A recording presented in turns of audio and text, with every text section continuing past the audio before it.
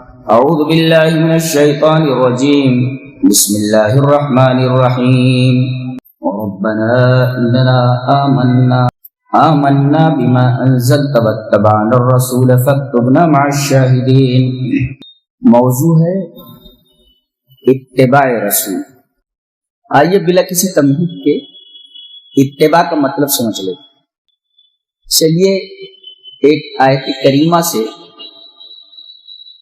اتباع کا مفہوم متعین کرتے ہیں۔ اللہ نے فرمایا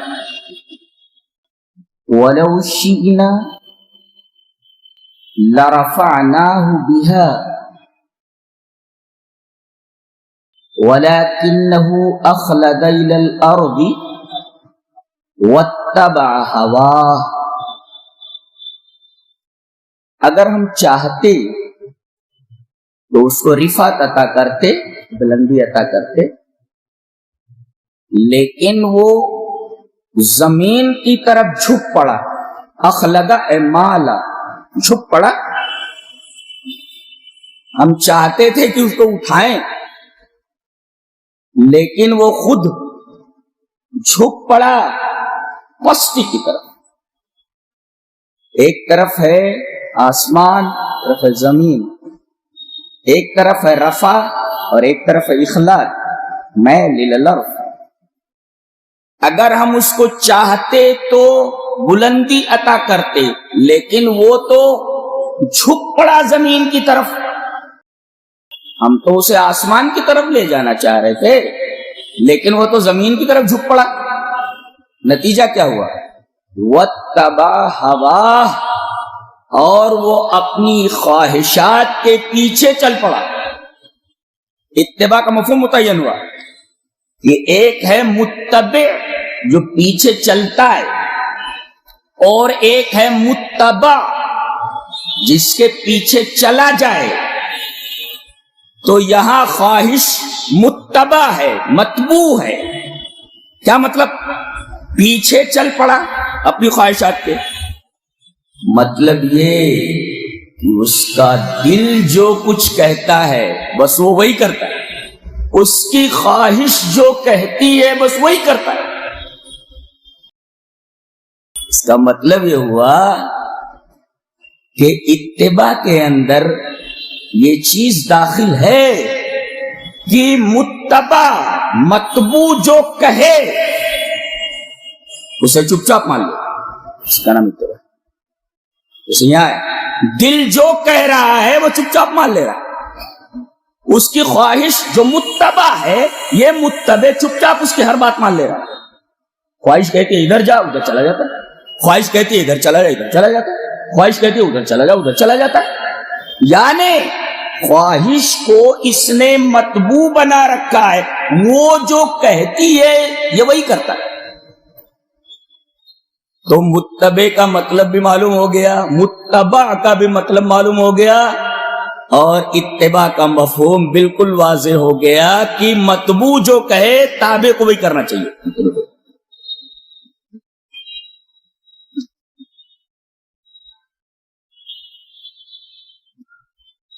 اتباع کا مطلب سمجھنے کے بعد اب وہ آیت کریمہ جو ہم نے خطبہ مسنونہ کے بعد پڑھی ہے، اس پر ٹھہر کر ہم ذرا گفتگو کرنا چاہتے ہیں۔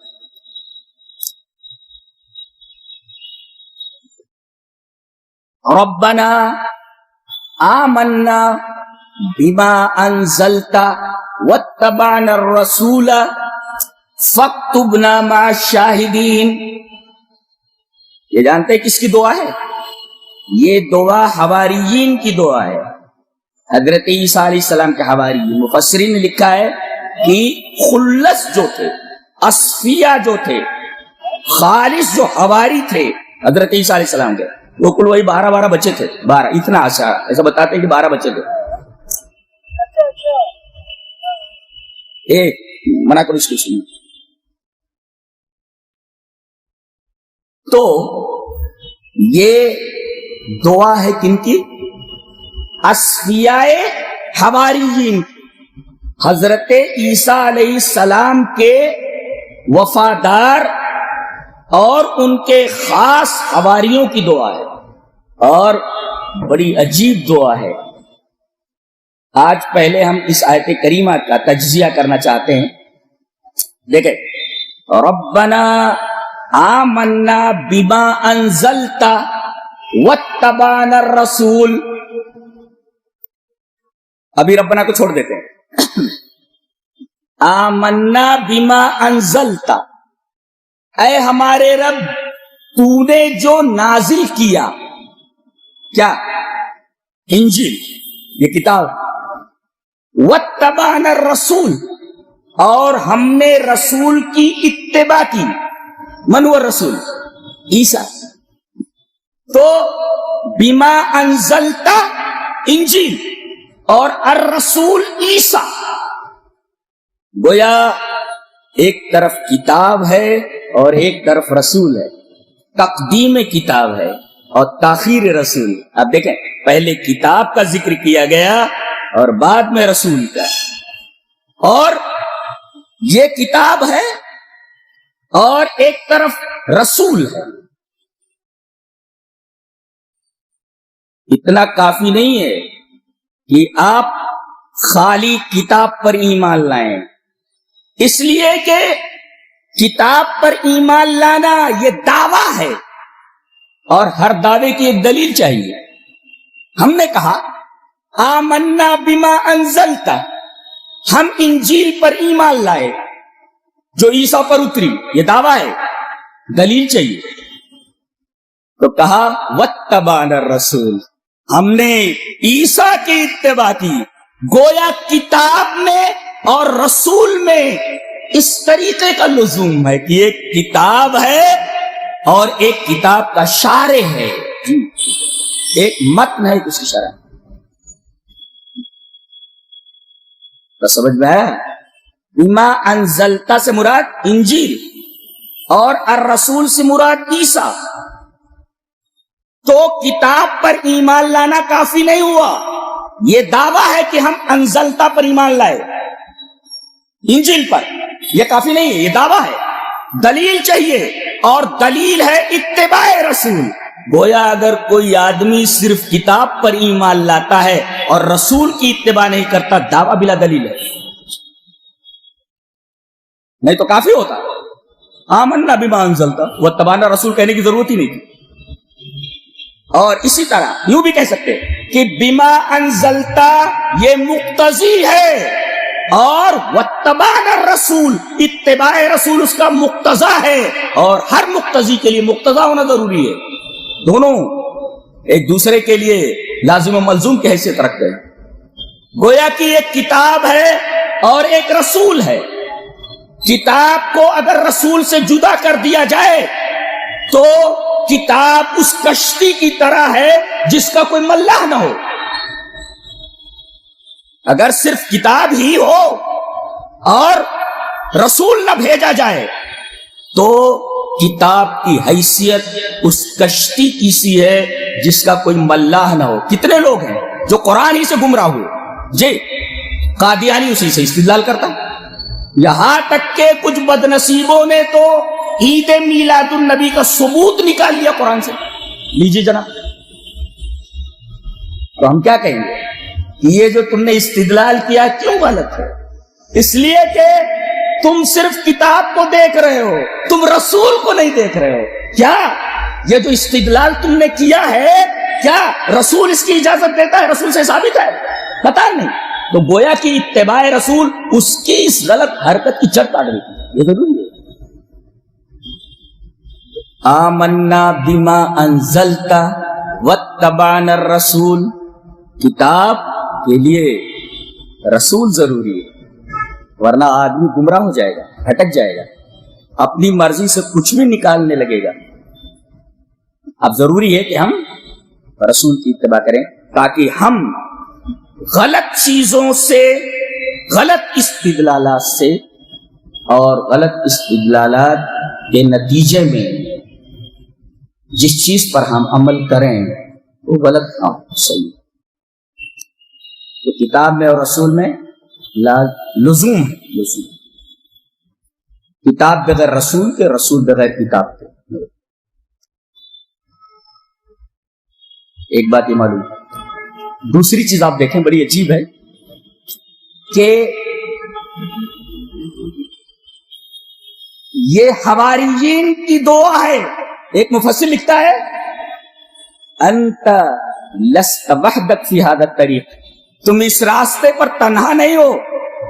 فلک اخوۃ سبقوک، تمہارے کچھ بھائی ہیں جو اس سے پہلے گزر چکے. وَإِخْوَةٌ سَيَأْتُونَ بَعْدَكَ، اور کچھ بھائی ایسے ہیں جو تمہارے بعد آنے والے.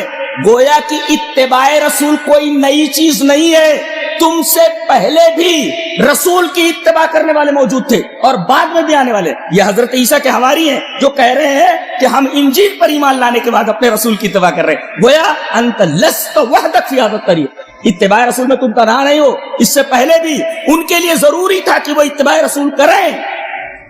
جیسے روزہ رکھنے میں تم تنہا نہیں ہو، حج کرنے میں تم تنہا نہیں ہو. اس سے پہلے لوگ روزہ رکھ چکے ہیں. یا ایھا الذین آمنوا کتب علیکم الصیام کما کتب علی الذین من قبلکم. تو جیسے ان تمام اعمال میں تم تنہا نہیں ہو، بلکہ اس سے پہلے بھی لوگ گزر چکے ہیں جنہوں نے یہ عمل کیا ہے. ایسے ہی اتباع رسول میں تم تنہا نہیں ہو، بلکہ اس سے پہلے بھی تمام انبیاء کے لیے ضروری تھا کہ وہ اپنی بات لوگوں کے سامنے پیش کریں، ان کی بات کو بھی تسلیم کیا جائے کتاب کے ساتھ. کتنا پیارا تو اس طرح ہے نہیں. انت لست وحدک فی ھذا الطریق فلک اخوۃ سبقوک، اتباع کرنے والے تم سے پہلے بھی گزرے ہیں اور تمہارے بعد بھی آنے والے.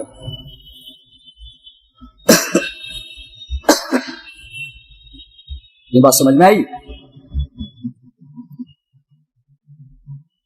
اس کے بعد آپ دیکھیں کہ پہلے ایمان کا تذکرہ کیا گیا. آپ دیکھو آمنا بما انزلتا، ہم ایمان لائے. اس کے بعد اتباع کا ذکر ہے. اس کا مطلب الایمان لا بد له من اتباع. اگر ایمان لائے ہو تو ایمان کے لیے اتباع ضروری ہے. الایمان لا بد له من اتباع، اس لیے کہ ایمان کے بعد اتباع کو ذکر کیا گیا ہے. گویا کہ اگر کوئی آدمی دعویٰ کرتا ہے کہ میں ایمان لایا تو اس دعویٰ کرنے والے کو چاہیے کہ اتباع کرے. وہ الایمان لا بد له من اتباع. ربنا آمنا بما انزلت واتبعنا الرسول.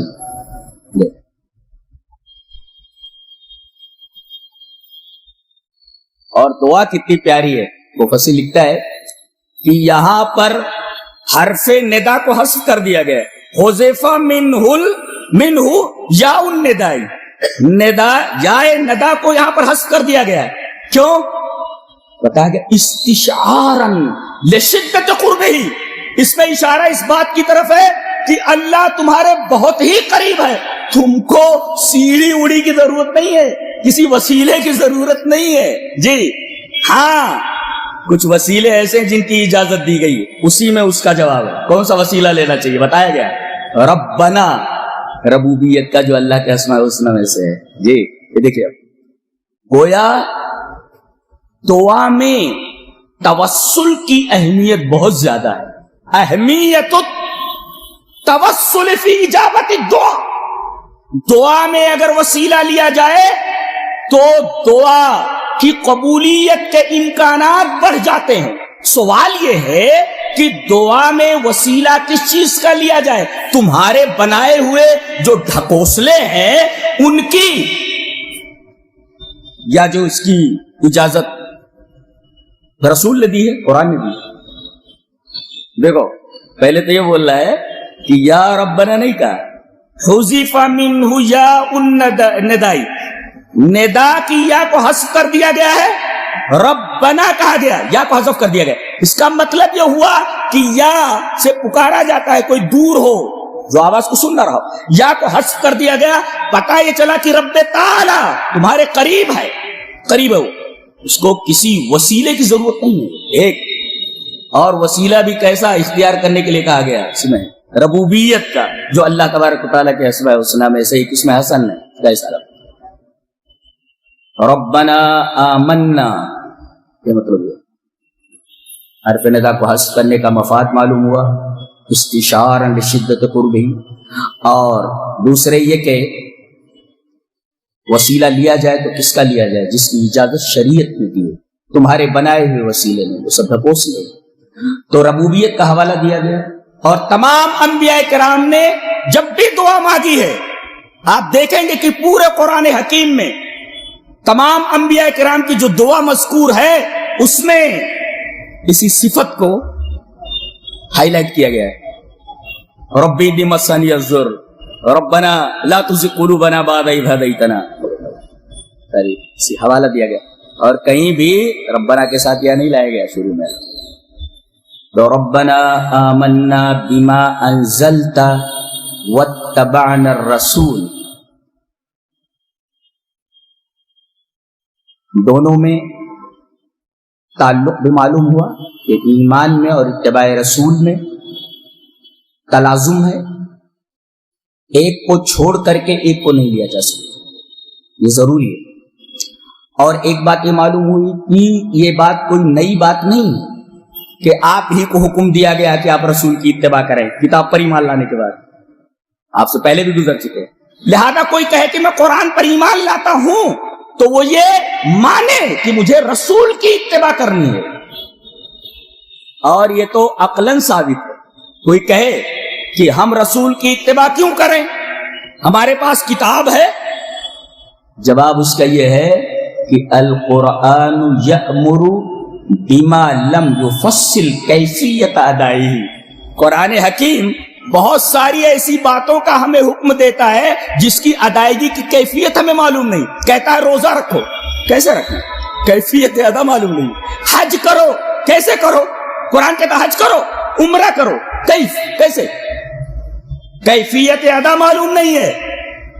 زکات دو، کیسے، کیفیت ادا معلوم نہیں.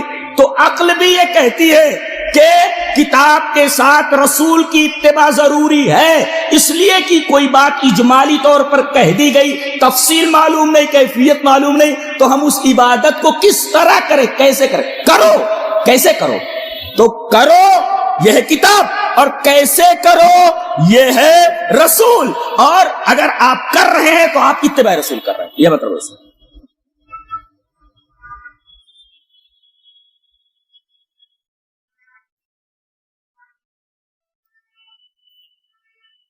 ربنا آمنا بما انزلت واتبعنا الرسول.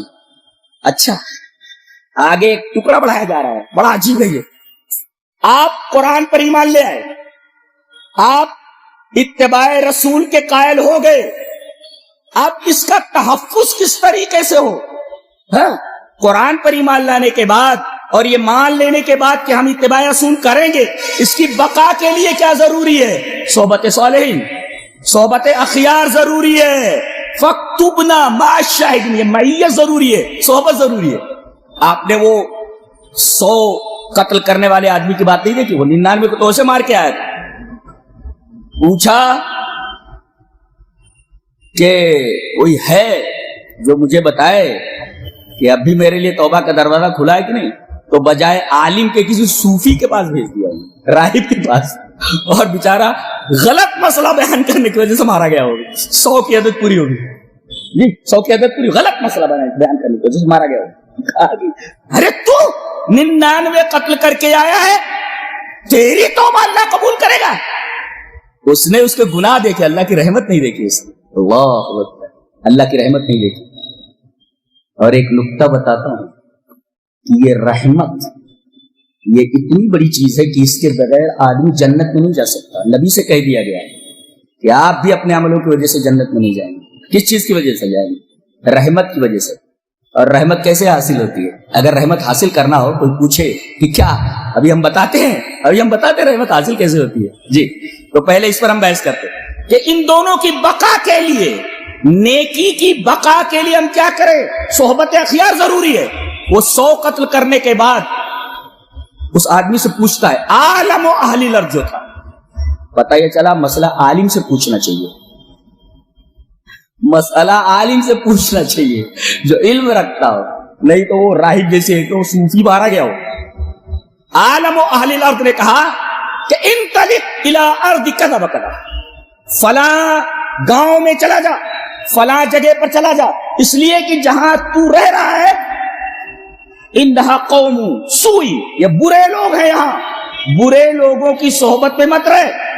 اس کا مطلب صحبتیں آدمی کے عقائد کے اوپر، اسی وجہ سے بعض علماء ایسی کتابوں کے پڑھنے سے منع کرتے ہیں جن کتابوں کے پڑھنے سے آدمی کا عقیدے کے اوپر ضرب پڑ سکتی ہے، آدمی کا عمل متاثر ہو سکتا ہے۔ اس نے کہا ان طریق الارض کا، یہ زمین چھوڑ دیں، برے لوگ رہتے ہیں یہاں، اچھے لوگوں کی زمین میں چلا جا، کچھ لوگ ہیں وہاں فلاں جگہ اچھے لوگ ہیں، ان کے ساتھ جا کر کے رہ۔ یہ آخری ٹکڑا وہی ہے، فَاكْتُبْنَا مَعَ الشَّاهِدِينَ۔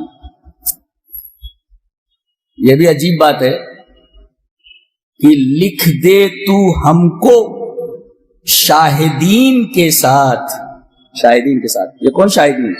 شاہدین اے نبیین، اس لیے کہ ہر نبی اپنی امت کے لیے گواہی دے گا کہ میں نے اے اللہ ان تک تیری بات پہنچا دی۔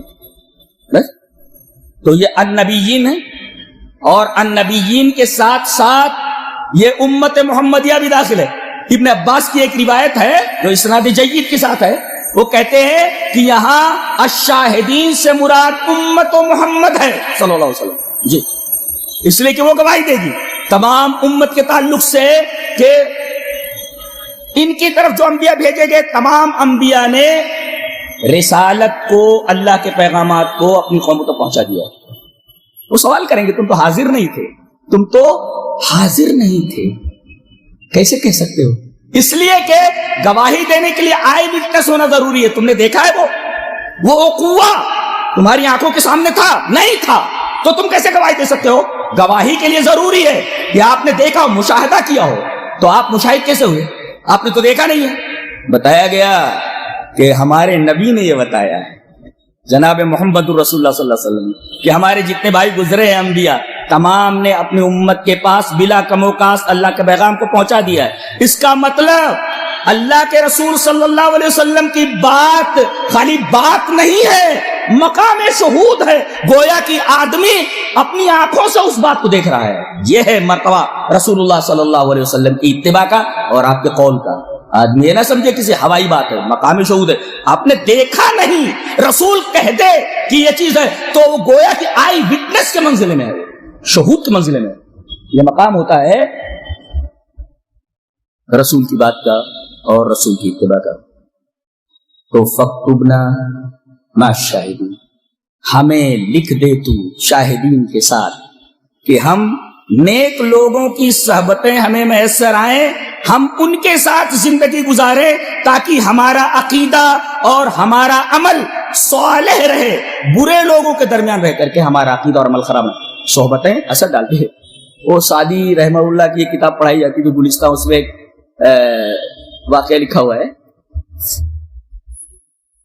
سعدی لکھتے ہیں، گلے خوشبوئے در حمام روزے، رسید از دست محبوب بدستم، بدو گفتم کی مشکی یا عبیری کی ازبوئے دلاوے وے تو مستم، وہ گفتہ من گلے ناچیز بودم ولیکن مدت باغ نشستم، جمال ہم نشی درمن اثر کر وگرنہ منہما خاکم کی ہستم۔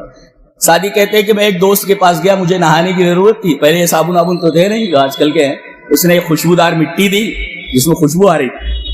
کہنے لگے کہ وہ خوشبودار مٹی جب میں نے لگا کر کے غسل کیا تو مٹی سے خوشبو آ رہی تھی، تو میں نے اس مٹی سے پوچھا کہ تم مشک ہے یا عبیر ہے، اس لیے کہ میں تیری دلاویز خوشبو سے مست ہوں۔ تو مٹی نے کہا میں تو ایک ناچیز مٹی تھی لیکن میں ایک مدت تک پھولوں کے ساتھ رہی ہوں، تو جمال ہم نشی درمن اثر کر وگرنہ منہما خاکم کے ہستم، میرے ہم نشین کے جمال نے میرے اندر اثر کر دیا ورنہ میں مٹی کی مٹی ہوں۔ اس کا مطلب یہ ہے کہ آدمی کے اخلاق، عقائد اور اس کے اعمال کے اوپر غلط صحبتوں کا اچھی صحبتوں کا اثر ہوتا ہے، لہذا صحبت اخیار ضروری ہے، صحبت سیاہ ضروری ہے، اچھے لوگوں کی صحبت ضروری ہے۔ تو فَاكْتُبْنَا مَعَ الشَّاهِدِينَ، یہ اس آیت کریمہ کی ایک ہلکی سی اشارہ ہے، آپ دیکھیں گے تو آپ کو ایک پورا منظر نظر آئے گا اس آیت کریمہ میں۔ اور اتباع کے مفہوم کے ساتھ ساری باتیں آپ کے سامنے واضح ہو جائیں گی.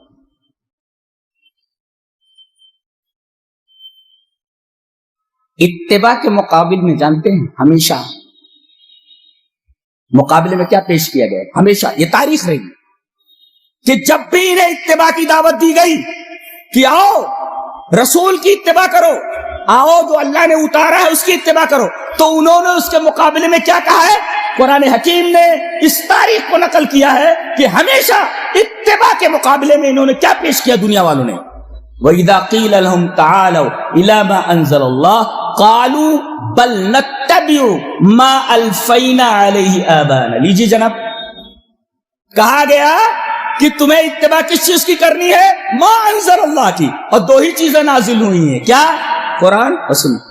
جو چیز نازل ہوئی وہ نبی کریم صلی اللہ علیہ وسلم نے ہم تک پہنچا دی ہے. دلیل ہے حدیث پاک. وعن ابی ہریرہ رضی اللہ تعالی عنہ قال قال رسول اللہ صلی اللہ علیہ وسلم انی قد ترکت فیکم شیئین لن تضلوا بعدہما کتاب اللہ وسنتی ولن یتفرقا حتی یرد علی الحوض. رواہ الحاکم فی المستدرک فی کتاب العلم. نبی کریم صلی اللہ علیہ وسلم نے فرمایا میں نے تمہارے درمیان دو چیزیں چھوڑ دی ہیں، ان کو مضبوطی سے پکڑے رہے تو کبھی گمراہ نہیں ہوگے. اب دیکھو دو چیزیں چھوڑی ہے، ما انزل اللہ ہے. ما انزل اللہ صرف قرآن نہیں اترا ہے بلکہ قرآن کی تفسیر بھی اتری ہے کہ آپ کیسے کریں اس چیز کو، یہ بھی اللہ نے بتایا. تو ما انزل اللہ میں دونوں چیزیں داخل ہیں وحی میں.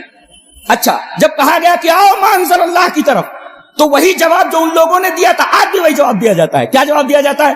یہ کہتے آؤ قرآن و حدیث کی طرف. اہل حدیث کی دعوت تو یہی ہے نا، آؤ قرآن و حدیث. کہتے نہیں بھائی، بل نتبع ما الفینا علیہ آبانا، ہم اتباع کریں گے اس چیز کی جس پر ہم نے اپنے باپ دادا کو پایا ہے. یہ پوری تاریخ قرآن حکیم نے بتائی ہے. یہ جب بھی یہ کہا گیا کہ آؤ ما انزل اللہ کی اتباع کے لیے، تو انہوں نے اس کے مقابل میں ایک دوسری قسم کی اتباع کو سامنے رکھا. کیا؟ بل نتبع. اسی کا نام تقلید ہے، اسی کا نام تقلید ہے. اس لیے دیکھو اس پر ہم نے اپنے آبا و اجداد کو پایا ہے. دلیل کچھ بھی نہیں، ہم نے پایا ہے، بس ایسا کر رہے تھے. ایسے کہتے ہم نے اپنے باپ دادا کو یہ کرتے دیکھا ہے، کر رہے ہیں. دلیل نہیں.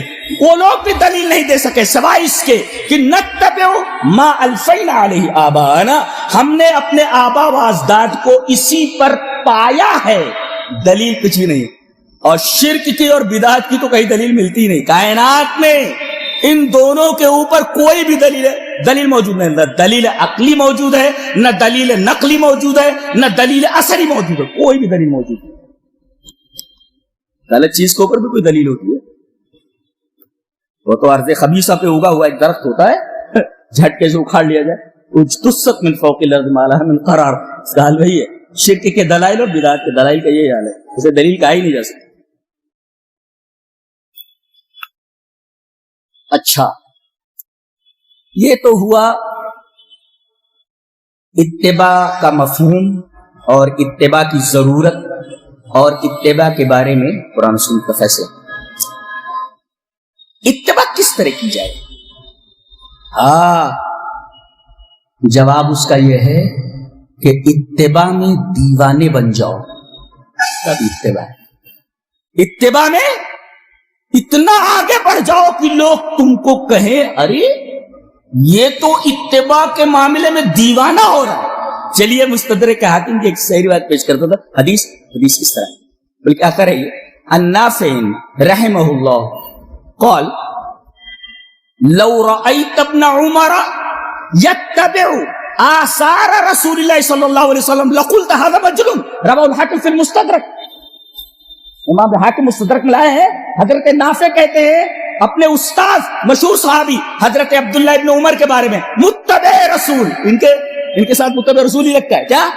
حضرت عبداللہ عمر کے بارے میں کہتے ہیں لو رأیت ابن عمر یتبع آثار رسول اللہ صلی اللہ علیہ وسلم، اگر تو دیکھتا کہ حضرت ابن عمر رضی اللہ تعالیٰ عنہ نبی کے آثار کی، نبی کے احادیث کی کس طرح اتباع کرتے ہیں، اتنی شدت کے ساتھ کرتے تھے کہ تم فوراً کہہ دیتے ہذا مجنون، یہ پاگل ہے، یہ پاگل ہے. یہ اس کا مطلب اتباع کے اندر دیوانہ وار دیوانگی کی حد تک نبی کریم صلی اللہ علیہ وسلم کی اتباع ہونی چاہیے. جب تک یہ چیز نہیں آئے گی تب اتباع میں مزہ نہیں آتا. اور کیسی اتباع کی؟ اللہ اکبر. ایک حدیث بڑی عجیب و غریب ہے، چلے پڑھ لیتے ہیں اس کو. امام ابی داؤد رحمہ اللہ کتاب الصلاۃ کے اندر لائیں. عن نافع عن عبد الله بن عمر رضی اللہ تعالی عنہ قال قال رسول اللہ صلی اللہ علیہ وسلم لو ترکنا هذا الباب للنساء قال نافع فلم يدخل منه ابن عمر حتى مات رواہ ابو داؤد فی کتاب الصلاۃ. حضرت امام نافع کہتے ہیں کہ حضرت عبداللہ ابن عمر رضی اللہ تعالیٰ عنہ سے روایت ہے کہ نبی کریم صلی اللہ علیہ وسلم نے فرمایا مسجد کا یہ دروازہ، اس لیے کہ عورتیں بھی نماز کے لیے آتی تھی، تو کبھی کبھی ایسا ہوتا تھا کہ مرد اور عورتوں میں اختلاط ہو جاتا تھا، تو نبی کریم صلی اللہ علیہ وسلم نے ایک تمنا ظاہر فرمائی. کیا؟ لو ترکنا ھذا الباب للنساء، کاش، دیکھیے آپ ایک تمنا کر رہے ہیں، کاش ہم اس دروازے کو صرف عورتوں کے لیے چھوڑ دیتے. اتنا کہا آپ نے. کیا کہا؟ کاش ہم اس دروازے کو عورتوں کے لیے خاص کر دیتے، عورتوں کے لیے چھوڑ دیتے. حضرت نافع کہتے ہیں حضرت عمر نے ابن عمر نے اتنا ہی سنا تھا، کاش ہم اس دروازے کو عورتوں کے لیے خاص کر دیتے. بات آگے گئی نہیں. نافع کہتے ہیں کہ اس وقت سے لے کر موت تک کبھی بھی حضرت عبداللہ ابن عمر اس دروازے سے داخل ہوئے. اتباع کا یہ انداز دیکھا. نبی خالی تمنا کر، زندگی بھر یہ شخص اس دروازے سے داخل نہیں ہوا، جبکہ نبی نے ممانعت نہیں کی کہ اس دروازے سے داخل ہونا منع ہے. نہیں، آپ نے صرف تمنا ظاہر کی. تمنا پہ اتنا سخت عمل. نافع کا بیان ہے کہ اس دروازے سے عبداللہ ابن عمر کبھی زندگی میں داخل ہو، حتیٰ موت تک اس دروازے سے داخل ہو. ایسے تاریخ نہیں بدلتے ہیں لوگ. صحابہ نے جو تاریخ بدلی ہے اور اللہ نے جو ان کو نوازا ہے وہ نبی کریم صلی اللہ علیہ وسلم کی شدت اتباع کی وجہ سے. ہمارے پاس تو اس اتباع کا عشر اشیر بھی ہے جناب والا، کہ جو نبی کریم صلی اللہ علیہ وسلم کی تمنا کے اوپر قربان ہو جائے. کتنی حیرت انگیز بات ہے. ممانعت نہیں کی آپ نے، یہ تمنا ظاہر. آج زندگی بھر اس دروازے سے داخل نہیں ہوا. دل تڑپ جاتا ہے کہ یار اتباع ایسی بھی ہوتی، اس طرح کی اتباع. ایک بات اور، نبی اگر کہہ دے کہ یہ چیز ہے، یہ چیز ہونی چاہیے، اس کے خلاف نہیں کر سکتے. تو اگر حالات بگڑ بھی جائیں، حالات کتنے مخدوش کیوں نہ ہو جائیں، کسی آدمی کو یہ اتھارٹی نہیں ہے کہ نبی کریم صلی اللہ علیہ وسلم کے اس حکم کا خلاف کر سکے. دلیل یہ حدیث پاک. وان عبداللہ بن عمر رضی اللہ تعالی عنہما قال كانت امرأة لعمر تشهد صلاة الصبح والعشاء في المسجد في الجماعة في المسجد فقيل لها لم تخرجين وقد تعلمين أن عمر رضي الله تعالى عنه يكره ذلك ويغار. قالت وما يمنعه أن ينهاني؟ قال يمنعه قول رسول اللہ صلی اللہ علیہ وسلم لا تمنعوا اماء اللہ مساجد اللہ. رواہ البخاری فی کتاب الجمعہ. حضرت امام بخاری رحمہ اللہ اس حدیث کو ایسے ہی کتاب الجمعہ کے اندر لائے. حضرت عبداللہ بن عمر فرماتے، غور سے دیکھو، حضرت عبداللہ بن عمر فرماتے ہیں کہ میرے ابا کی ایک بیوی تھی، اور کئی شادیاں تھی جی، تو ایک بیوی تھی کہہ رہے ہیں.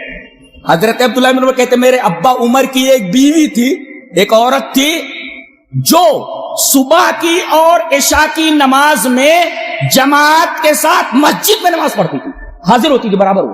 تشہد صلاۃ الصبح والعشاء فی الجماعت فی المسجد، وہ جماعت کے ساتھ جا کر کے مسجد میں نماز پڑھتی تھی. حالات بڑے خراب تھے. ایک واقعہ بھی ہو چکا تھا نبی کریم صلی اللہ علیہ وسلم کے زمانے ہی میں. وہ فجر کی نماز پڑھنے کے لیے ایک عورت نکلی، ایک آدمی نے اس کے اوپر چادر ڈالی اور کھینچ کر کے دوسری طرف لے گئے اندھیرے میں، اور اس کے ساتھ بدکاری کی اس نے. جی تو حالات مخدوش ہو گئے. حضرت عمر رضی اللہ تعالیٰ عنہ یہ مخدوش حالات دیکھ کر کے کہتے تھے کہ عورتیں مسجدوں میں نہ جائیں, گھروں میں پڑھ لیں, ان کی نماز گھر میں ہوتی ہے وہاں پڑھ لیں. لیکن یہ ان کی جو بیوی تھی یہ مانتی نہیں تھی. ایک آدمی نے کہا فقیل لما تخرجینا, ارے بھائی کیوں نکلتی ہو, تمہارے لیے ضروری تھوڑی ہے مسجد میں جانا, تم کیوں نکلتی ہو, وقد تعلمین, جبکہ تمہیں معلوم ہے, ان عمر رضی اللہ تعالیٰ عنہ یکرہ ذالک بغار, حضرت عمر کو یہ پسند نہیں ہے اور تم ان کی بیوی ہو, تو حضرت عمر کو یہ پسند نہیں ہے کہ تم مسجد میں جاؤ. انہیں غیرت آتی ہے کہ کبھی کچھ ہو جائے تو وہ یغار, انہیں غیرت آتی ہے اور اس کو ناپسند کرتے. بیوی بھی دیکھو کیسی ہے, بیوی کیسی ہے, حضرت عمر کو ناپسند ہے, مخدوش حالات ہے یار, بیوی کو نہیں جانا چاہیے مسجد میں, ایسا ان کی نماز گھر میں ہو جاتی ہے. اب کسی نے کہا جب تمہارے شوہر کو یہ چیز ناپسند ہے تو ایسا کیوں کرتی ہو, انہیں غیرت آتی ہے کہیں کچھ ہو ہوا جائے. جانتی ہے کیا بولیے, کہتی ہے وما یمنعُ ان ینہانی, کون سی چیز انہیں روک رہی ہے مجھے منع کرنے سے. وہ بولے نا منع کرے مجھے اور کہیں کہ یہ نہیں کرنا ہے, نہیں جانا ہے, ایسا کر کے ما یمنعُ ان ینہانی, کون سی چیز منع کر رہی ہے ان کو کہ مجھے روکیں. تو کہتے جانتے ہو ناپسند کرنے کے باوجود بھی ایک چیز ان کو روک رہی ہے, تم سے کہہ نہیں پا رہے, منع نہیں کر پا رہے. کیا؟ رسول اللہ صلی اللہ علیہ وسلم کی حدیث ہے, یمنعہ قول رسول اللہ صلی اللہ علیہ وسلم لا تمنعوا اماء اللہ مساجد اللہ, اللہ کی لونڈیوں کو اللہ کی مسجدوں سے نہ روکو, نبی کا یہ حکم ہے نہ روکو. یہ نہ روکنے کا جو قول ہے, جو حدیث ہے, اسی وجہ سے حضرت عمر غیرت کے باوجود اور ناپسندیدگی کے باوجود اپنی بیوی سے کہہ نہیں پا رہے مت جاؤ, مت جاؤ. یہ نبی ہی کہہ سکتا ہے جی, مت جاؤ یہ نبی ہی کہہ سکتا ہے. اور نبی نے جب اجازت دے دی تو اس اجازت کو کوئی ممنوع چیز میں نہیں بدل سکتا. یہ قاعدہ ہے, یہ نبی نے جو کہہ دیا وہ پتھر کی لکیر ہے. حالات کیسے بھی خراب ہوں, کیا ہو جائے, تو بھی آپ اتباع رسول کے خلاف نہیں کر سکتے, نبی کریم صلی اللہ علیہ وسلم کی حدیث کے خلاف نہیں کر سکتے. اور ایک بات اور, کوئی فعل کسی سبب کے تحت, کسی سبب سے کوئی عمل ہو رہا ہے, بھائی اس وجہ سے ہم یہ کر رہے ہیں, تو سبب جب ختم ہو جائے تو وہ چیز ختم ہو جانی چاہیے نا. سبب نہ رہے تو مسبب بھی نہیں رہتا, ہے تو قاعدہ ہے. لیکن شریعت میں ایسا نہیں چلتا کہ سبب نہ رہے تو مسبب بھی نہ رہے. دلیل یہ حدیث پاک. وعن ابی حنظلۃ رضی اللہ تعالی عنہ قال سألت ابن عمر عن الصلاة في السفر فقال الصلاة في السفر ركعتان فقال إنا آمنون ولا نخاف أحدا قال سنت النبی صلی اللہ علیہ وسلم رواہ احمد فی مسندی. حضرت امام احمد بن حنبل رحمہ اللہ اس حدیث کو ایسے مسند احمد کے اندر لائے. ذرا غور سے دیکھا حدیث دیکھیں کتنی عجیب ہے. ابو حنظلہ کہتے ہیں کہ میں نے حضرت عبداللہ بن عمر سے پوچھا کہ سفر میں نماز کتنی رکعت, سفر میں ہم کتنی نماز پڑھیں. کہا کہ الصلاۃ فی السفر رکعتان, سفر میں 2 رکعت نماز, 4 والی 2 ہو جاتی ہے, 3 والی 1.5 نہیں پڑھ سکتے, 4 والی 2 ہو جاتی ہے, برابر ہے, اور 2 والی 1 نہیں پڑھ سکتے. تو سفر میں نماز 2 رکعت. اب دیکھو یہ حدیث آ گئی, اب اس کے بعد یہ ایک قیاس پیش کر رہے ہیں. کیا؟ فقال انا آمنون, ہمیں امن ہے, کوئی خوف ووف تو ہے نہیں, ولا نخاف احدا, ہمیں کسی کا ڈر نہیں ہے, حالات اچھے ہیں, چاروں طرف امن و امان ہے, اور ہم کسی سے ڈر بھی نہیں رہے. تو پھر سبب نہیں ہے نا. کبھی خوف رہتا تھا, امن نہیں رہتا تھا, اور اسی طریقے سے کوئی تکلیف رہتی تھی, ہم ڈرتے تھے کسی سے کہ بھئی سجدے میں گئے کوئی سر نہ اتار دے. تو اب تو ہمیں کسی سے ڈر نہیں لگتا, اللہ نے غلبہ دیا ہے اسلام کو, ہم ڈرتے نہیں کسی سے, اور چاروں طرف امن ہے. انا آمنون ولا نخاف احدا, انہوں نے پیش کیا کہ ہم امن و امان میں ہیں اور ہم کسی سے نہیں ڈرتے. تو اب نماز کو قصر کرنے کی کیا ضرورت ہے؟ 4 کو 4 ہی پڑھ لو، 4 کو 4 ہی پڑھ لو، 2 رکعت کیوں پڑھیں ہم؟ اس لیے کہ سبب تو اب ہے نہیں. اتنا جواب دیا انہوں نے، کیا؟ سنت النبی صلی اللہ علیہ وسلم. بس یہ جواب ہونا چاہیے. نقیل نقال ڈائریکٹ کہہ دیا کہ جو تم کہہ رہے ہو کہ سبب موجود نہیں ہے، سبب وبب کی کوئی ضرورت نہیں ہے، بس چونکہ نبی کریم صلی اللہ علیہ وسلم نے یہ عمل کیا ہے کہ سفر میں 4 رکعت والی نماز کو 2 رکعت پڑھا ہے تو سنت النبی صلی اللہ علیہ وسلم. دیکھیں سبب موجود نہ ہونے کے باوجود بھی سنت نہیں ٹل سکتی. کوئی یہ نہیں کہہ سکتا سبب موجود نہیں تو مسبب موجود نہیں ہونا چاہیے. جی اللہ اکبر. یہ ہے اتباع کا مقام، اس کو اتباع کہتے ہیں. اور ایک بات اور، اگر وہ کسی کو دیکھ لیتے کہ خلاف سنت عمل کر رہا ہے تو بعض صحابہ تو پورا بھلا کہنے سے بھی باز نہیں آتے، ڈانٹ دیتے تھے. کتنا بھی بڑا آدمی. چلیے وہ حدیث دیکھ لیتے. حدیث اس طرح، وان کعب بن عجرة قال دخل المسجد وعبد الرحمن بن ام الحكم يخطب قاعدا فقال انظروا الى هذا الخبيث يخطب قاعدا وقال الله تعالى وَإِذَا رَأَوْا تِجَارَةً أَوْ لَهْوًا انفَضُّوا إِلَيْهَا وَتَرَكُوكَ قَائِمًا. رواہ مسلم فی کتاب الجمعہ. حضرت امام مسلم رحمہ اللہ اس حدیث کو ایسے ہی کتاب الجمعہ کے اندر لائے ہیں. راوی حضرت کعب بن عجرہ ہیں. حضرت کعب فرماتے ہیں کہ میں مسجد میں داخل ہوا. یہ کون سی مسجد ہے؟ مسجد کوفہ ہے. دخل المسجد اے مسجد الکوفہ، کوفہ کی مسجد میں داخل ہوئے. دیکھا کہ عبد الرحمن ابن ام حکم یہ بیٹھ کر خطبہ دے رہا ہے. جمعہ کا خطبہ بیٹھ کر دے رہا ہے. یہ کون ہے؟ یہ حضرت معاویہ رضی اللہ تعالیٰ عنہ کے ابن اخت ہیں، بھانجے ہیں. یہ کون؟ یہ جن کے بارے میں بات کہی جا رہی ہے خطبہ بیٹھ کر دے رہے. حضرت معاویہ کے بھانجے، ابن اخت ہیں ان کے بھانجے، وہ بیٹھ کر خطبہ دے رہے جمعہ کا. صحابی کہتا ہے انظروا الی ھذا الخبیث. کوئی حاکم کو ایسا بول سکتا ہے کیا؟ اللہ اکبر. لیکن جن کے دلوں میں سنت کی محبت ہو، سنت کا جذبہ ہو، وہ اگر نبی کی سنت کے خلاف کرتے ہوئے دیکھیں گے تو جذبہ تو ضرور انگڑائیاں لیتا ہوئے تنقید تو ضرور کرے گا. وہ کہا اس خبیث کو دیکھو کہ بیٹھ کر کے خطبہ دے رہا ہے، جبکہ اللہ کیا فرماتا ہے وَإِذَا رَأَوْا تِجَارَةً أَوْ لَهْوًا انفَضُّوا إِلَيْهَا وَتَرَكُوكَ قَائِمًا.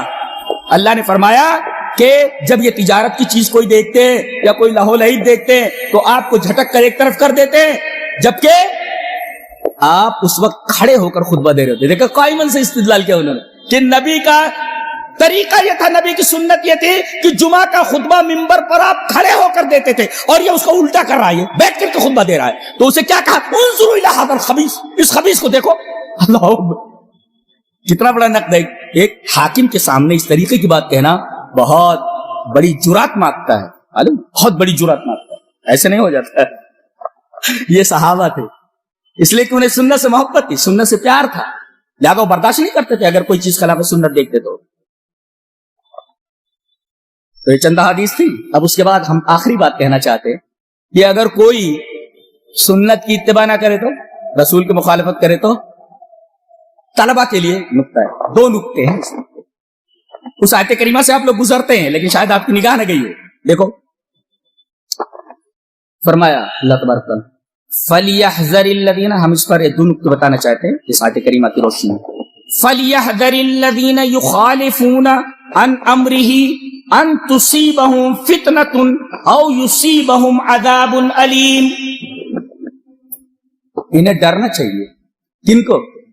جو رسول کی سنت کی مخالفت کرتے ہیں، رسول کی سنت کی مخالفت، رسول کے احکام کی مخالفت کرتے ہیں.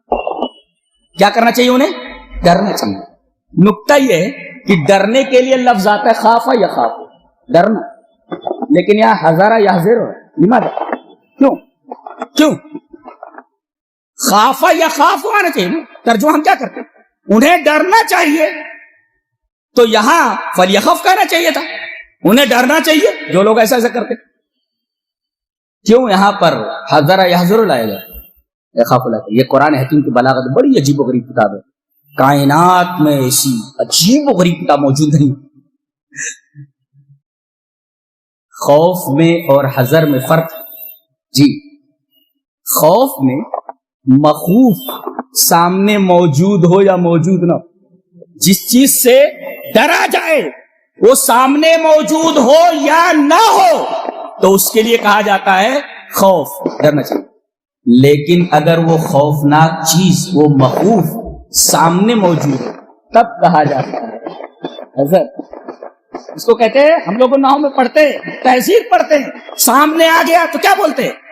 صیغہ تحریر تہذیب استعمال، ارے ایاک والحیا، ارے سانپ سانپ سانپ سانپ، تو اس کو کیا بولتے ہیں؟ ایاک والحیا کو. ایاک والحیا کا مطلب کیا ہوا؟ یہ تحذیر کا لفظ لایا گیا، ایاک والحیا، ارے بچ بچ، سانپ سانپ سانپ. تو وہاں پر تحذیر کیوں کہا گیا؟ اس لیے کہ سانپ سامنے دکھا ہے. اچھی بات یہ ہے کہ ہوشیار ہو جاؤ، وہ فتنہ بالکل تمہارے سامنے ہے، سامنے ہے تمہارے، تبھی تو ڈرایا جا رہا ہے. گویا کہ وہ مخوف جس چیز سے ڈرایا جا رہا ہے وہ تمہارے سامنے ہے. ایاک والحیا، یہ مطلب ہے تحذیر کا. اس میں خوف نہیں لائے گا، اس لیے کہ وہ مخوف ہو، جس چیز سے ڈرایا جا رہا ہے وہ چیز سامنے موجود ہے. اللہ اکبر. اس کا مطلب جو سنت کی مخالفت کرے، وہ خوفناک چیز جو تمہارے اوپر آنے والی ہے وہ تمہاری آنکھوں کے سامنے ہے، تمہاری آنکھوں سے اوجھل نہیں، یہ سامنے ہی ہے. اور اگر خطرہ سامنے دکھائی دے تو ہر عقل مند آدمی اس خطرے سے بچنے کی کوشش کرے گا. اللہ فرماتا ہے وہ خطرہ تمہارے سامنے ہے. بے وقوف آدمی ہوگا جو اس خطرے کو دیکھتے ہوئے اس سے باز نہیں آئے گا. فَلْيَحْذَرِ الَّذِينَ يُخَالِفُونَ عَنْ أَمْرِهِ. اچھا، اور اب یہاں دو چیزیں لائی گئی. اگر آپ رسول اللہ صلی اللہ علیہ وسلم کے حکم کی مخالفت کرتے ہیں تو دو چیزیں، فتنتن ایک، او عذاب علیم، جی، اور دونوں مستقل ہیں. یہاں بھی ان تصیبہم ہے اور او یصیبہم، گویا کہ یہ دونوں چیزیں مستقل ہیں. فتنہ بھی مستقل اور عذاب علیم بھی مستقل، یہ نقطہ. اور تیسرا نقطہ یہ ہے کہ فتنہ کا تعلق دل سے ہے اور عذاب علیم کا تعلق اعضاء و جوارح سے. اس کا مطلب یہ ہوا کہ اگر رسول کی سنت کی مخالفت کرتے ہو تو دل میں بدعت آ جائے گی. اگر رسول اللہ صلی اللہ علیہ وسلم کے حکم کی مخالفت کرتے ہو دل میں نفاق آ جائے گا. رسول اللہ صلی اللہ علیہ وسلم کے حکم کی مخالفت کرتے ہو دل میں شرک آ جائے گا. شرک، بدعت، نفاق، یہ تمام بیماریاں قلبی بیماریاں ہیں. اسے کہا گیا فتنہ. تو تمہارے دل خراب ہو جائیں گے اگر تم رسول اللہ صلی اللہ علیہ وسلم کے حکم کی مخالفت کرو گے. تو دل کی بیماریاں جو آئیں گی، ان دل کی بیماریوں کو فتنہ سے تعبیر کیا گیا اور کہا گیا مستقل ہے ایسا، ان تصیبہم فتنہ. پھر دوہرایا گیا او یصیبہم عذاب علیم. یہ جو آگے آ رہا ہے عذاب علیم، یہ بھی مستقل ہے. اس کا تعلق ہے بدن سے. قیل الزلازل، زلزلے آ جائے، القتل، موب لنچنگ، کہیں بھی تم کو پکڑ لیا جائے گا، مار دیا جائے گا. عذاب علیم، جی. اور تسلط سلطان جائر، جیسا کہ جعفر بن محمد کا قول امام قرطبی میں جو ہے نقل کیا ہے کہ تسلط سلطان جائر، ظالم بادشاہ کا تسلط، ظالم بادشاہوں کو، ظالم حکمرانوں کو تمہارے اوپر مسلط کر دیا جائے گا اور تمہارے جسم کے ساتھ وہ جیسا سلوک کرنا چاہے ویسا کر سکتے. اللہ اکبر، کتنی عجیب و غریب آیت ہے یہ. خطرہ بالکل سامنے ہے، اللہ فرما رہا ہے خطرہ بالکل سامنے. اسی وجہ سے حذر کا لفظ استعمال فرمایا گیا. فَلْيَحْذَرِ الَّذِينَ يُخَالِفُونَ عَنْ أَمْرِهِ أَن تُصِيبَهُمْ فِتْنَةٌ أَوْ يُصِيبَهُمْ عَذَابٌ أَلِيمٌ.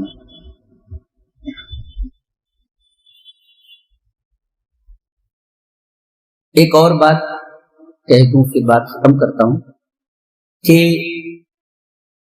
اللہ کا رحم اگر آپ کو گھیر لے تو پھر دنیا کی کوئی طاقت آپ کا بال بیکا نہیں کر سکتی. اگر اللہ کا رحم آپ کے اوپر ہو تو بندہ دعا کرتا ہے، میرے رب میں تیرے رحم کے قابل ہوں، میرے رب قابل رحم ہوں، میرے اوپر رحم فرما میرے رب. جب بندہ یہ بولتا ہے قابل رحم ہوں میں، میرے اوپر رحم فرما، تو اللہ تبارک تعالیٰ کی رحمت جوش میں آ جاتی ہے. معلوم ہے اللہ تبارک تعالیٰ کی سب سے ابھری ہوئی صفت الرحمن ہے، رحم. اور اسی صفت رحم کی وجہ سے آدمی جنت میں جائے گا. اللہ نے فرمایا، دیکھو دیکھو تطابق دیکھو، وَرَحْمَتِي وَسِعَتْ كُلَّ شَيْءٍ فَسَأَكْتُبُهَا. خالی ہم عطا نہیں کریں، لکھ دیا ہے. اور کسی چیز کو اللہ لکھ دے وہ چیز یقینی ہو جاتی ہے. یہ وَرَحْمَتِي وَسِعَتْ كُلَّ شَيْءٍ، میری رحمت ہر چیز کو گھیرے ہوئے. اچھا فَسَأَكْتُبُهَا, یہ رحمت میں لکھ دے رہا ہوں. فَسَأَكْتُبُهَا اے سَيَكْتُبُ تِلْكَ الرَّحْمَةَ, فَسَأَكْتُبُهَا یہ رحمت میں لکھ دے رہا ہوں, اور میرا لکھنا یقینی ہے کہ وہ پہنچے گی تم کو. کس کو؟ یتقون, جو تقوی اختیار کرتے ہیں. برابر.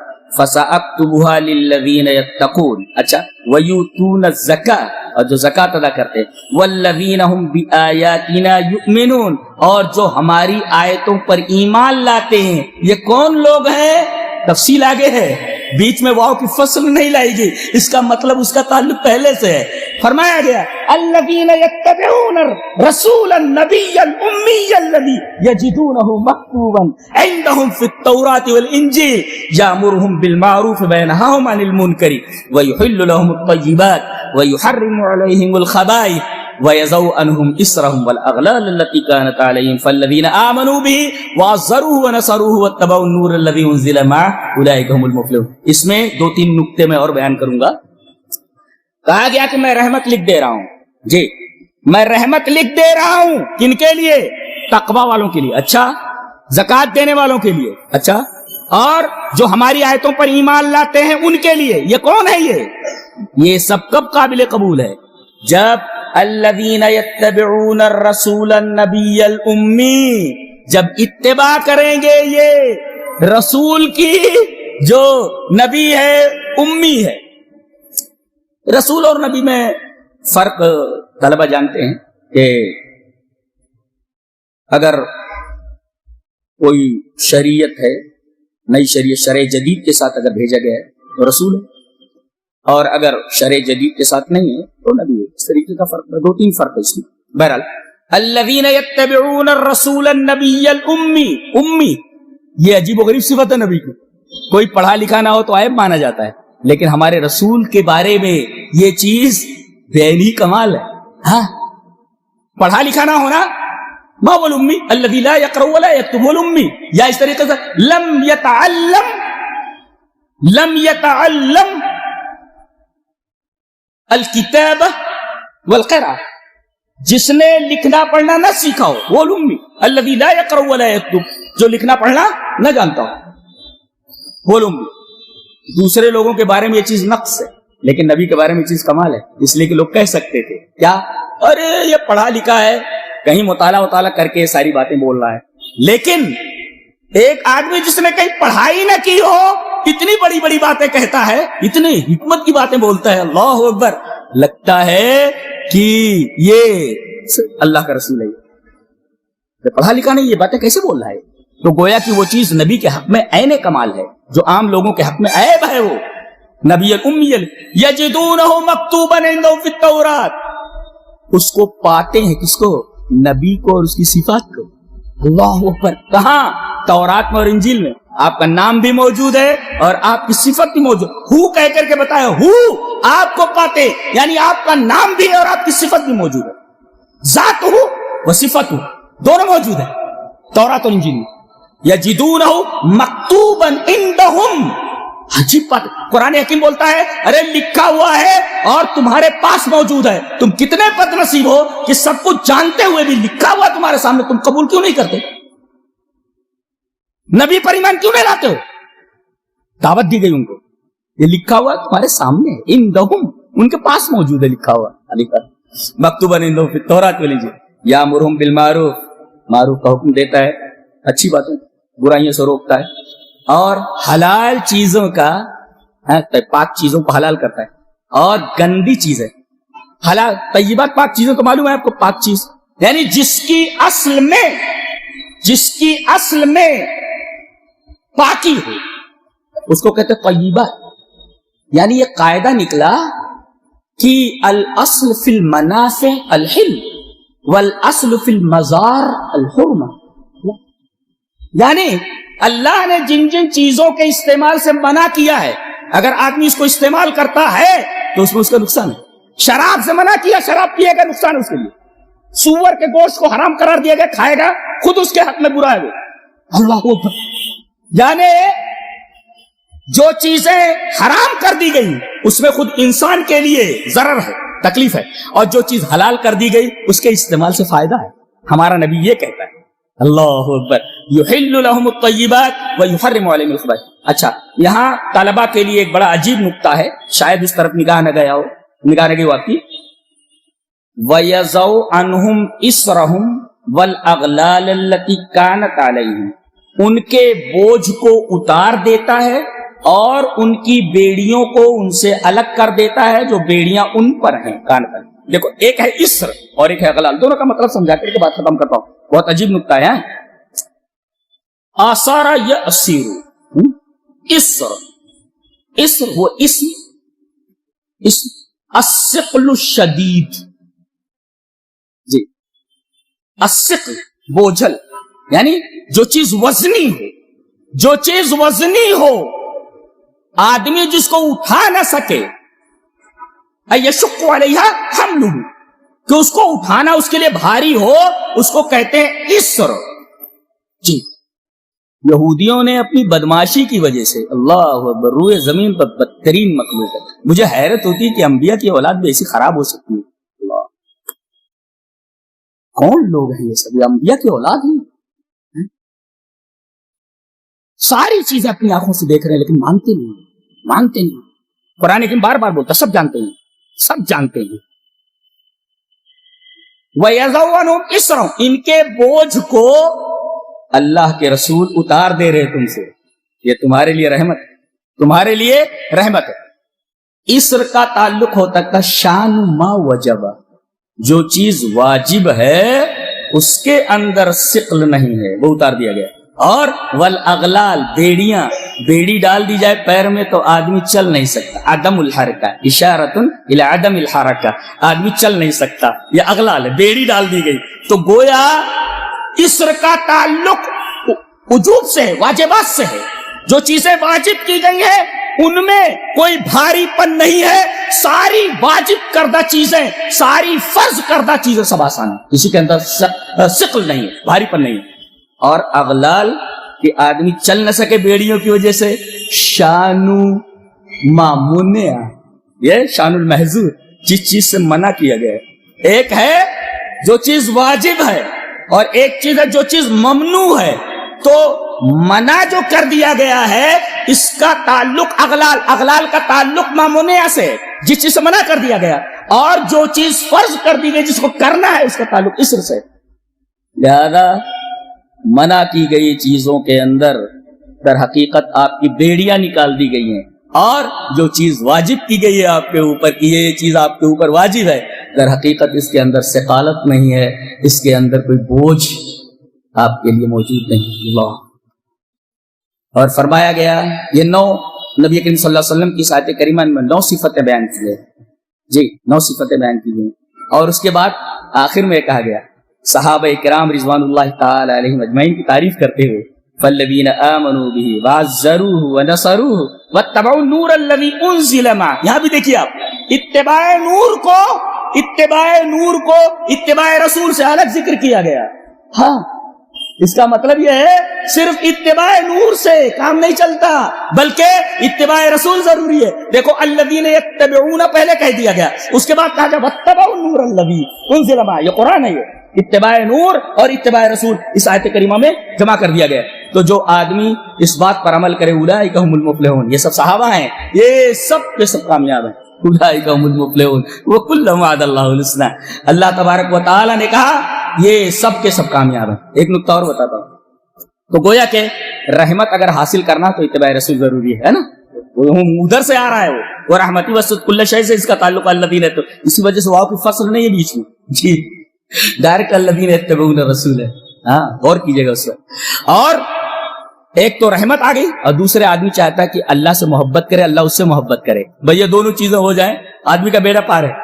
اللہ اس سے محبت کرنے لگے، یہ کمال ہے، بندہ اللہ سے محبت کرنے لگے اور اللہ اس سے محبت کرنے لگے۔ ایک اللہ کی محبت حاصل ہو جائے کہ اللہ پیار کرنے لگے تم سے، تو دنیا تمہارا کیا بگاڑ سکتی ہے؟ ایک اور اللہ تم پر رحم کرنے لگے، تو بتایا گیا کہ رحم کب ہوگا؟ جب تم اتباع رسول کرو گے تو، اور جتنا اتباع رسول کرو گے اللہ کی رحمت اتنی ہی ملے گی، جتنی اتباع اتنی رحمت، ایک بات یاد رکھو۔ اور کہا گیا کہ اللہ تم سے پیار کر لے گا، کیسے؟ غور سے دیکھیں آپ، ٹکڑے پر میں تو حیران ہو گیا غور کرنے کے بعد. فرمایا گیا وہی آیت ہے جو بار بار ہم لوگ دیکھتے ہیں, قل ان کنتم تحبون اللہ فاتبعونی یحببکم اللہ. استدلال یہ کرنا ہے کہ آپ کہہ دیجئے اگر تم اللہ سے محبت کرتے ہو تو فاتبعوا القرآن نہیں, فاتبعوا القرآن نہیں, فاتبعونی ڈائریکٹ آ گیا. اللہ کی محبت حاصل کریں, یہاں قرآن کا ذکر نہیں ہے. اگر کوئی آدمی قرآن پر بھی عمل کرتا ہو رسول اللہ صلی اللہ علیہ وسلم کی اتباع کا انکار کر کے تو پھر اللہ کی محبت سے حاصل نہیں. یہ عجیب نکتا ہے اس سے. نہیں تو یہ کہہ دیا جاتا ہے کہ بھائی ہمارے لیے قرآن کافی. بعض لوگ کہتے ہیں ہاں حسبنا کتاب اللہ. بہت سارے ایسے مسالک ہیں جو کہتے ہیں کہ ہمارے لیے قرآن کافی ہے, ہمیں رسولوں کے, اس کو لال کتاب بولتے ہیں, کس کو, حدیثوں کو. اللہ کہتے ہیں لال کتاب ہے, حدیثوں کو لال کتاب بولتے ہیں, یعنی اس کی کوئی ویلیویشن نہیں ہے. اب ان سے پوچھا جائے یہاں تو اللہ نے یہ کہا ہے کہ اگر اللہ سے محبت کرتے ہو تم اور اللہ اس کے بدلے میں تم سے محبت کرنے لگے تو وہ چیز کیا ہو سکتی ہے. یہاں قرآن کا ذکر نہیں ہے, ڈائریکٹ اتباع کا ذکر کیا گیا ہے. فتبعون بہت بڑا نکتہ ہے, ذہن میں رکھا جائے. اللہ ہمیں رسول اللہ صلی اللہ علیہ وسلم کی اتباع کی توفیق عطا فرمائے. وآخر دعوانا الحمدللہ رب العالمین.